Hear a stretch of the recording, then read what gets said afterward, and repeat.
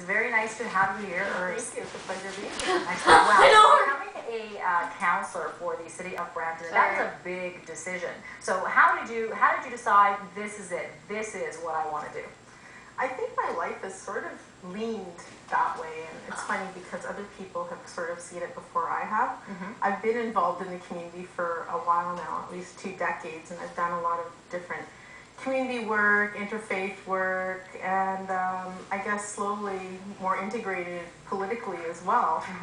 So because of all my various involvements, you know, people have been like, you should run, you'd make a great counselor, you should be, you know, you'd make a great representative in public office. So it took a long time because I was happy being a grassroots activist and an organizational leader, and you know, and then I thought, okay, you know what, let me take this seriously, and I did actually take it seriously, and that's how I am here today.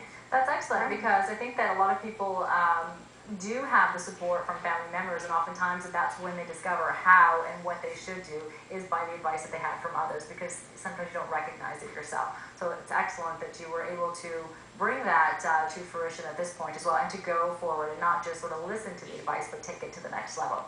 So if you do become the counselor for the city of Brampton, what are your expectations of the role? Well, I think working together with City Hall, you know, the representatives on board, I think is definitely important. Hearing the voices of the people, I think, is very, very important, because, you know, I've approached a lot of people, and they say that, oh, we don't know who our city councilor is, and we've never had anyone approach us, which I found was very surprising.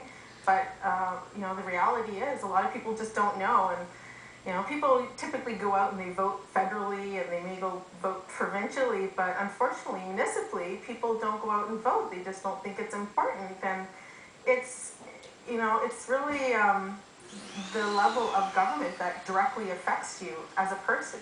The traffic, the green spaces, recreational opportunities, development, all of that affects you directly. So, you know, there's so much more reason to vote municipally than, you know, even the other levels of government. But I mean, I think in any case, you should always go out and vote. You know, civic participation is important.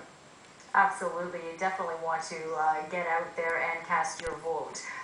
So now, being a woman of minority, do you anticipate any challenges, and how would you deal with that if you were faced with a challenging issue? Well, I would like to say no, really. Ideally, in a world, that would be fantastic, but the reality of it sometimes is not so apparent. Exactly. So I was born in Canada, Hamilton actually, and grew up here most of my life. And, you know, so I work here, I live here, I breathe here, I play here. You know, this is my country. When I come knocking at your door, that's probably not what you're going to see. So when I get approached, or when people come up to me and, you know, they're sort of curious, like, what is she going to say? Can she speak English? And then I introduce myself, and I say who I am and what I'm representing, and how I want to be that fresh change, you know, to bring new ideas to City Hall, and how I want to, you know, be able to manage the city's growth and challenges that it faces. And they hear my issues, my platform, and they are usually pleasantly surprised and delighted, and they say, yeah, sure, we'll vote for you. And then some people will say, you know, we want to wait for other people, but to see who else is running. But I mean, I'm getting a lot of positive response. And then, you know, the odd time, you know, people might be like, oh, no, you know, that's okay, you know. But for the most part, it's been very, very positive. I was actually afraid, actually, to, you know, go door knocking, but it's been really good. I've had a lot of people listen to me and hear me, and when people see that I've been involved for a long time, like I said, community outreach has been a strong focus in the last 2 decades. I've, you know, raised over $1 million for different causes, like the Brampton Hospital in Indonesia and Haiti, and food banks and soup kitchens, and you know, they like things like that. And then, you know, I've also been involved in interfaith work, bringing different faith groups together. Shalom Salam was one, and when the Pope was here, Catholic and Muslim youth. And so I like to bring people together, and I think it's important because if we can't come together as a community, how else are we going to be able to grow and make Brampton the best city there is? Absolutely. Now, you had said, Urs, that you were actually scared to initially knock on those doors. So you've obviously blown through that fear, and that's to be commended. So, but how did you make that decision? What made you continue on and actually knock on that first door? There's no other way you're going to reach people. You know, I go to a lot of posh events and I meet a lot of big wigs, and you know, at the end of the day, it's not about, you know, those connections. It really is about knowing who's in your ward, whose voice you're representing, and being able to talk to them and hear their issues. And I hear a lot of their issues, and you know, in one area of Brampton, Opers Lake, a lot of people are actually disappointed that their voices aren't being heard, that the issue of the buildings being built, and people are like, well, we voted so-and-so in, and how come nobody's listening to us, and how come, you know, what's the point of voting? And that's really dangerous because, you know, when you have people thinking they're living in a democratic society, they're voting in people to represent their voice, but yet their voices aren't being heard, you know, there's a sense of disappointment. And, you know, I've even come across one person who says, oh, I don't believe in politics, they don't do anything for me.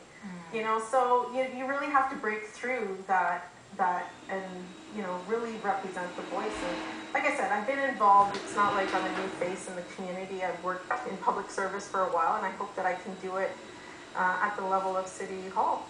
Excellent. That sounds terrific. Now let's talk about your family. How did they react to your decision to go forward with this decision? Funny enough, they also saw it coming. Like I said, I really did not like politics just because, you know, it's dirty. I don't want to have anything to do with it. I'm happy doing my community work, but you know, they've been really pushing me. They've been very supportive, and I think it's very important to have that family support because if you don't have that support, it's really hard to go and approach people. You need balance in everything you do. Balance in home, career, and then also well-being, your health and well-being, your spirituality. You should have a sense of inner peace because when you approach people, people want to feel that. And if they don't feel comfortable with you or they don't feel that inner peace with you, then, you know, they're not going to jump on board. So, you know, I've been told people say that, you know, I connect with them right away, and I hope that I can connect with the 70,000 people in my ward and be able to represent their voice. Absolutely. Well, people do want somebody that's warm and approachable, so that's you don't fall short of that. So, okay, now let's talk about success for women in the business and in, let's say, politics. How easy do you think is it for a woman to transition into that field of politics? Well, I think women have challenges balancing home and family and career. I think those challenges are there. And then on top of that, when in the business world or in the political world, I think women have to work, you know, so much harder to get noticed or, you know, make their point. And it's unfortunate, but that's just the case. And then being a minority, I think that's also the case as well. So I think the challenges that women face in politics are typical. You know, you would have to work twice as hard to get noticed and recognized, but it's not impossible. You know, we're lucky we have in City Hall we have a female mayor, so that's a good reason for women to actually feel comfortable. Unfortunately, women don't really represent City Hall as much as the demographics. I think it's 50% or 52% women in the general population, whereas our City Hall is only 30%. So I would hope that women will step up and actually, you know, be a part of politics. And actually, that's one comment that I've gotten. You know, people are like, "Oh, you're a woman and you're active. I'm going to vote for you." Just because, well, and absolutely, because the other side of the coin of having to work harder is that the rewards are greater as well, and it's you know, so personally rewarding to get to that level as well. So let's talk about who some of your role models were or your mentors. I have a few. Mother Teresa. She's done a lot of work to help the poor and the sick. And Nelson Mandela, 67 years of fighting social justice. Obama, who gave hope to the world.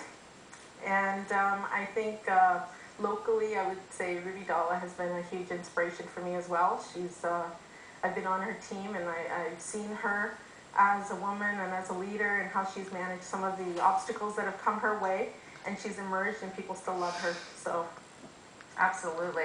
So what kind of advice would you give women who are considering to get into politics, or just considering to start a business, or just taking the next level to get them to one of their goals? What kind of advice would you give them to proceed?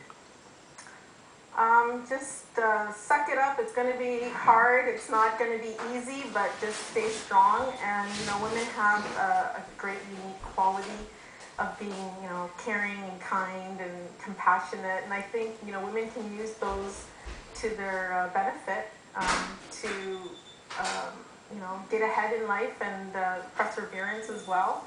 I don't think women should give up. We're more a part of society than the men are, and we should be representing that, whether it's in the business world, whether it's in politics. You know, we have a lot to offer, a lot to contribute to. So I think, and I think women are the ones that actually get things done. You know, when I look at community activists, they're mostly women out there actually doing things for the community and doing good. And how do you think you would react to negative criticism? Are you going to turn that into a positive and proceed forward that way? We have to listen to what's out there, and, you know, if we're being criticized, you know, I mean, when you're in politics, you're going to have opponents, you're going to have people with different views and positions. So you have to take all of that into consideration and formulate an opinion, or formulate your position on things. So I don't think we have, you know, it's not personal, hopefully. Absolutely. Thank you very much. We were with Urs here, candidate councillor for the City of Brampton for the municipal elections coming up. Do stay with us. We'll be right back after this.